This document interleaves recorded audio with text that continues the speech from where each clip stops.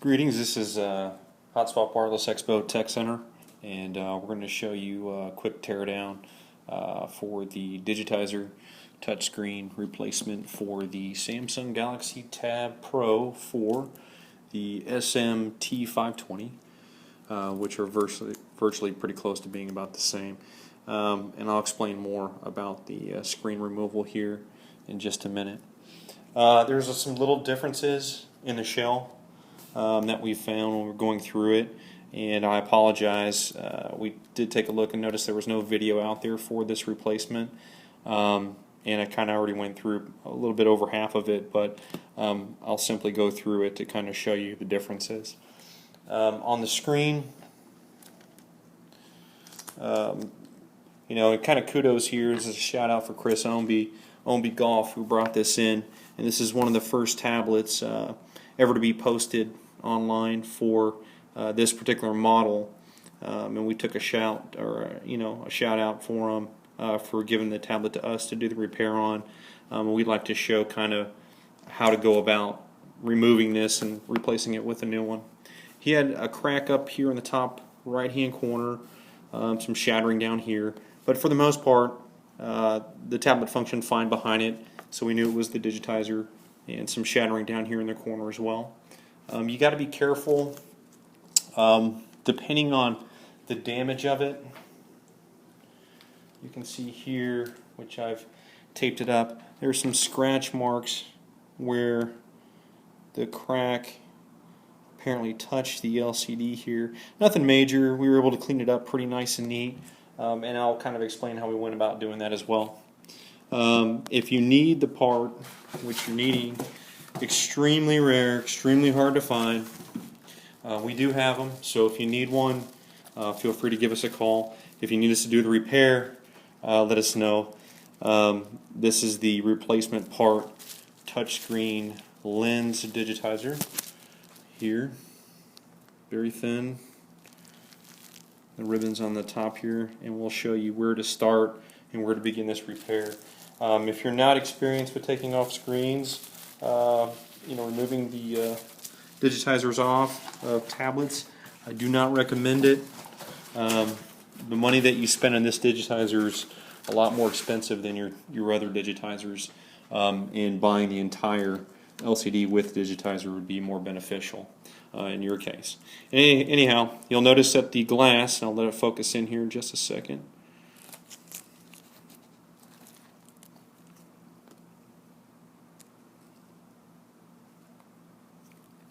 Okay, you got the glass, and you also have what's like a double-sided OCA tape, and tons, if this is a factory replacement for the first time, which most likely it is, tons of OCA dumped underneath this as well. And I do have a photograph of that that you can get off of our website that will actually show that. So what you want to do is you want to get underneath and I'll move this so it's easier to see.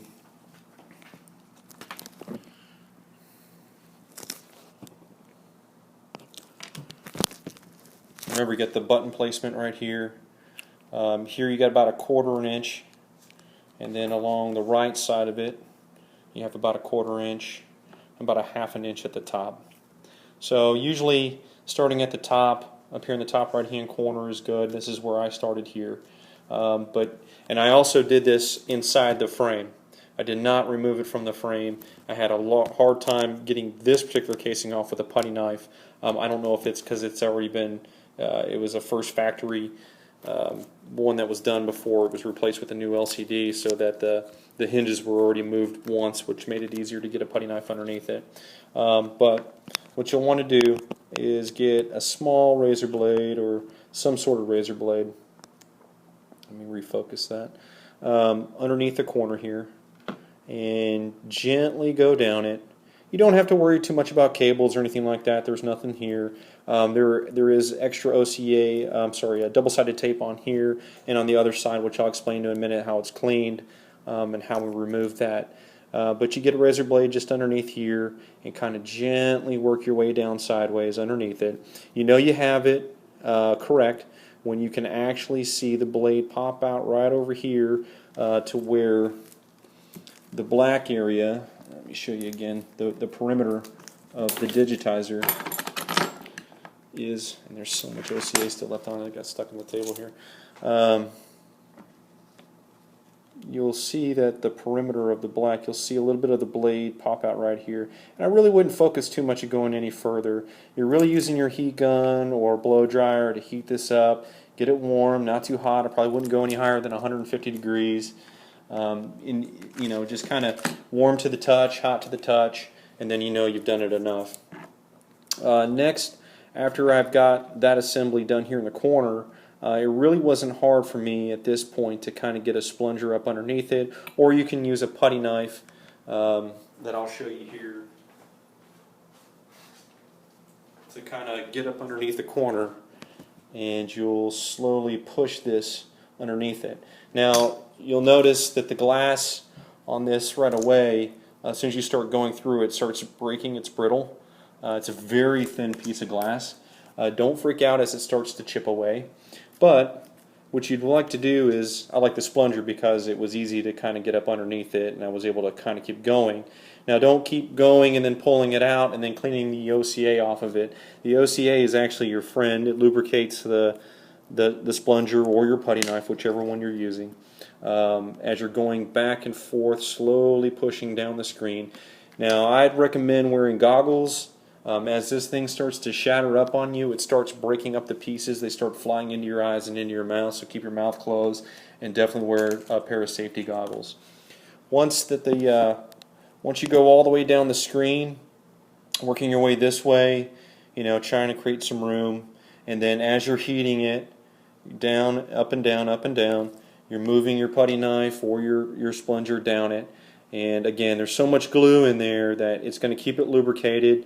There's a thick matted backside here of that double-sided tape that's going to keep, any little fragments of glass will get rolled up in the glue, so you'll be okay. And you keep going down it, keep going down it. Once you get to the top part here, up to here, I went ahead and cut the ribbon right off, which is fine. You're replacing it anyway, so I just cut it right off. And then that'll allow you to work down over here. Once you get about halfway, you want to be careful because you have these buttons down here. Warming this area up pretty good. You don't want to get too hot because you don't want to burn the LCD. Warming this area here. As you're going down this way, just run your razor blade if you need to. Run the razor blade right underneath it. And if it's warm enough, this will separate on its own. And you won't even have to run a razor blade underneath it. As you're going down here with your putty knife, it'll pull it up. Same thing with this side.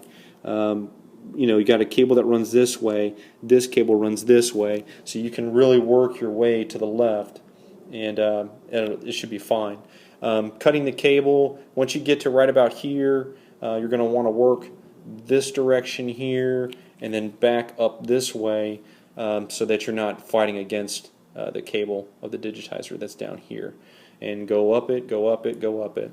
Now I was telling you earlier on the digitizer, or the double-sided tape on the sides, if it's a factory replacement, and this is not the second replacement, there's actually a folded double-sided tape that goes all the way down, which you can go ahead and pull. It's going to have glass fragments all over it, so it just makes the cleaning so much easier. Once that's done, you'll do the same thing on the other side, and you'll just clip and remove that double-sided tape, and that will clean that side up as well. Once that's off, it's going to look pretty gross. You're going to have your OCA glue, glopped up all over it. The concoction I usually use is going to be orange glow, or you can use Windex, which is absolutely fine. But I prefer the orange glow first, and then if I need to, I will clean it up with Windex at the end of it, because there will still be some remnants. And you're just basically running this on it. Now this is it's going to take some patience. You're just kind of going over it and over it and over it. And once you get it all the way over it, make sure that we're not going any further than the actual LCD itself, which is that perimeter right here. As you can see, the blue perimeter that runs down it. Try not to get it anywhere over that as much as you can. And if you need to get some glue on there, just make sure that the brush is not, doused with orange glow, and just gently get as close as you can to it. The rest of this work can be done by hand with just, I use these rags basically because you end up getting these little glass fragments on there, and if you start using paper towel, the paper towel is just very cheap, and it doesn't really give when you're pushing down on it, and so any glass fragment, like for example this, would roll across the LCD and of course ruin it. And I'm going to break this up into 3 different videos. For those that are advanced and know how to do this, they can go to this particular point and then stop and go to the next video to watch it. Now with these rags, just gently use your finger, and you're just going to simply roll away from the sides. We're not going to push it in to the corners or to the sides.